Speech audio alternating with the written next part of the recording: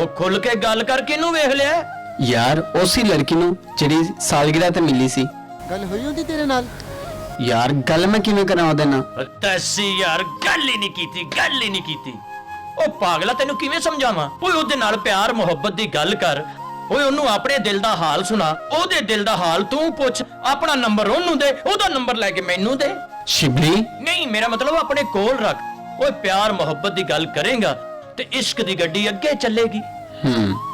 ਯਾਰ ਮੈਨੂੰ ਸਮਝ ਨਹੀਂ ਲੱਗਦੀ ਕਿ ਮੈਂ ਉਹਦੇ ਨਾਲ ਗੱਲ ਕਿਵੇਂ ਕਰਾਂ। ਉਹ ਜਿਵੇਂ ਸਾਡੇ ਨਾਲ ਕਰਨ ਡਿਆ, ਉਹਦੇ ਸਾਹਮਣੇ ਜਾ ਕੇ ਕਿਹੜਾ ਤੂੰ ਤੋਤਲਾ ਹੋ ਜਾਣਾ? अच्छा, इसी तरह उन्हें जाके क्या जानू, मैं तुमसे प्यार करता हूँ, मोहब्बत करता हूँ, लव करता हूँ। ए तीन गल्लां तू ओनू कहणियां, अग्गों ने सारी गल खोल के तेरे सामने आप रख देनी। ओ पैर सजादे हीरो हैगा साडा भरा है, तू मंगा चाह हुण। ਉਹ ਸ਼ਿਵਲੀ ਤੂੰ ਵੀ ਤੇ ਬਹਿ ਜਾ। अच्छा कुर्सी किधर गई?